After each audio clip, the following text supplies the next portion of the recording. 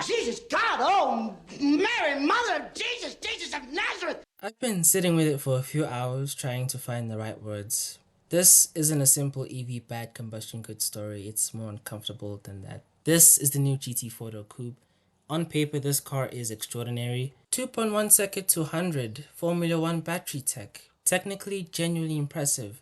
But I don't think this is a good AMG, and somewhere in Afaltabad, I think even they know it. Before we even get into the full story, I have to address the elephant in the room because we're looking at it right now. And I want to be fair, there is a real team of designers who spent years on this car. Real people, real work, real effort. Everyone will have their own perception. But I'm going to be honest with you, this car does not look great. I generally try to find things to like. Let me just start with what I will defend. The side profile. The silhouette is actually clean. Fastback roofline works, the proportions are decent. And the wheels look kind of cool. I really dig them. And then there's the rear. Okay, it's not terrible. The extendable diffuser is a cool engineering detail, but that black panel filling the entire rear end, what is that? I need to run the ones with the person who studied the Aston Martin Vanquish's rear shield and said yes, but make it worse. The round taillights with the star motifs were too small for a car this size, so the rear I can defend a little. Fine. The illuminated light bar on the GT63 that made the GT53 somehow manages without. Why does their more expensive car have to look busier and more confused? The three-pointed star headlights need to stop. We get it, okay? The Mercedes logo does not need to live inside the headlight of every single car you make. And that grille, Jesus Lord. Yeah. It definitely had an identity crisis and nobody stopped it in time. It seems they clearly drew inspiration from the Vision AMG concept a few years back, and I'll give credit, this production car looks better than the concept GTXX they also unveiled. That's a low bar, but still. Massive shout out to Sphinx Designs. I mean, look at this. His version just works very better. It's way better. This is what the car should have looked like. The visual contrast between the render and the actual production car says everything words can't. Alfred Merkel Grossersbach didn't spot as a Mercedes division. They were a small tuning company in Grossersbach, then moved to Affalterbach. One engineer, one engine, their signature on the cam cover when it was done. That philosophy became the brand's entire DNA. They took sensible mercs and turned them into something that made your chest tight at a cold start. 6.2 naturally aspirated V8s, then twin turbo 4 liters that powered everything from the GTR to the GT63S. These weren't just engines, they were the whole point. Then came the new C63, and yeah, we all know how that one went. A 4-cylinder hybrid, replacing one of the greatest V8 sports sedans ever built. The backlash was brutal, the sales reflected it, and by early 2025, Mercedes had seen enough and admitted that they got it wrong. According to them, and they still stand by the statement that V8s were coming back, the lineup was being corrected, and some of us started to believe again. And when announced, everyone assumed the new GT4, the flagship, the halo car, would be the crown jewel of that return with the V8s. It wasn't. The new GT4 is fully electric, no combustion, no hybrid, no fallback. The engineering is serious, 3 axial flux motors, 2 at the rear, 1 up front, 800 volt system, a battery developed with the Formula 1 team, shout out Kimi Antonelli and George Russell I guess. The GT63 variant produces 860 kilowatts, 1000 horsepower with 2000 Newton meters of torque. That's hypercar numbers in a 4-door Grand Tourer. On a circuit, in terms of repeated performance runs without thermal degradation, this platform has been engineered to do things most performance EVs genuinely cannot. Credit where it is due, the technology is real and impressive, but AMG clearly know that this car has a big emotional gap. There's no mechanical theater, no exhaust note telling you where you are in the rev range. That connection is just gone. So what did they do? They built a system using over 1600 audio sample files, yes 1600, that generates synthetic engine sounds in real time. And one of the mode samples, called AMG Force S Plus, the exhaust note of the AMG GT R specifically. One of the greatest sounding cars AMG has ever built, recorded, chopped up, mixed by software, and played back through speakers so you feel like you're driving something you're not.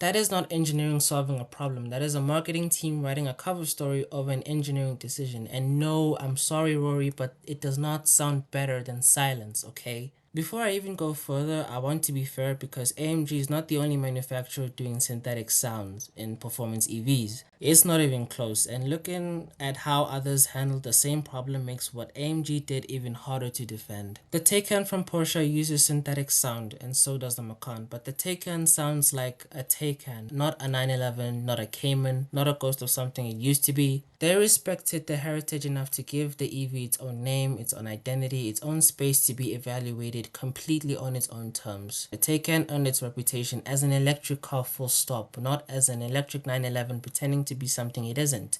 It owns what it is from the first second you started. And yeah, Porsche's profits are under pressure right now for various market reasons, but nobody questions what a Taycan is. I don't think a lot of people feel lied to when they drive one as well. Hyundai's Ioniq 5N also has fake sounds, 10 interior speakers, 2 exterior ones, even a simulated 8-speed gearbox despite the car having a single-speed drivetrain. On paper that sounds just as bad as what AMG has done, maybe even worse, but Hyundai's sound profiles include a mode inspired by fighter jets. They created something entirely new and had fun with it rather than reaching into the archive out of desperation. Most people actually praise the Ioniq 5N system as one of the best in any performance EV right now. So Porsche created something new, Hyundai created something new and leaned into it. AMG went into their own history, pulled out the GTR's exhaust note, one of the most sacred sounds in their entire catalog, and used it as a ringtone. That's the difference. If the Taycan is Porsche saying this is something genuinely new, and the Ioniq 5N is Hyundai saying this is new and we're owning it,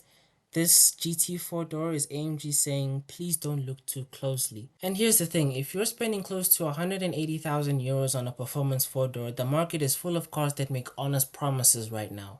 I already mentioned the Taycan. If you want electric performance car done right, this is still the benchmark. Best EV on the market, no identity crisis whatsoever. The previous gen GT 4-door, 4-liter V8, 6 to 800 horsepower sounds exactly what it is. That car still exists. The used market for it is not going anywhere, and it's only going to appreciate in value as AMG drifts further from what it used to be.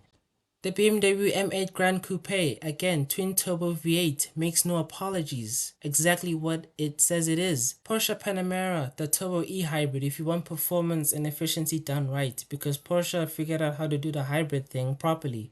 It drives like it was engineered by people who cared about the result, not the press release. 4 cars, all honest, none of them need 1600 audio files to convince you you're having a good time. And that's just me though. Let me just stop being analytical for a second. The GT badge means something. It has always meant something. The GT, the GTR, the GTC, the GTS, the GT Black Series, oh my god, so many names. These cars made promises and kept every single one of them. There was no gap between what AMG said they were and what you felt when you drove them. That trust was the entire foundation.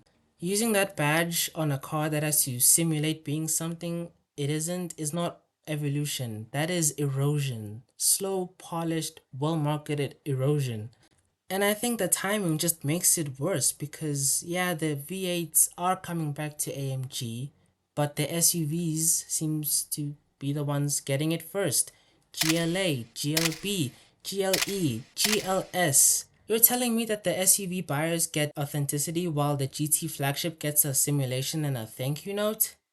That tells you exactly where AMG's priorities actually are versus where they're pretending they are. If anything, the C63 was a warning, but people gave that a pass because the C-Class is entry-level AMG, it's a smaller car, the emissions and packaging arguments had at least some logic to them even if the execution was wrong. This GT4 has none of those excuses. This is the GT, the Halo flagship, and they put software where the engine used to be and called it progress. The fans upset right now are the most valuable thing AMG has. The ones who kept the culture alive, the one who passed the obsession down. Lose them emotionally and AMG becomes just another badge. Technically impressive, but completely forgettable. And look, I'm not here to tell you that this car won't be fast. It will be devastatingly, almost incomprehensibly fast. If you need a number to win an argument, the GT63 version of this car will end that conversation before it even starts. But AMG fans have never bought these cars with a calculator. They bought them with their time, money, gut feeling, with their ears, with the part of them that needed a car to feel like something real was happening. This doesn't feel like that. It feels like a very expensive reminder that the brand we grew up is a little further back in the rearview mirror today than it was yesterday. Maybe the V8 return changes things in 2027. I generally hope so. A man can only dream, but today, now, in the present, AMG unveiled their flagship Grand Tourer, and instead of an engine, they gave us 1600 MP3s and a badge they haven't fully earned. The dominoes are falling, and all we can do is just watch.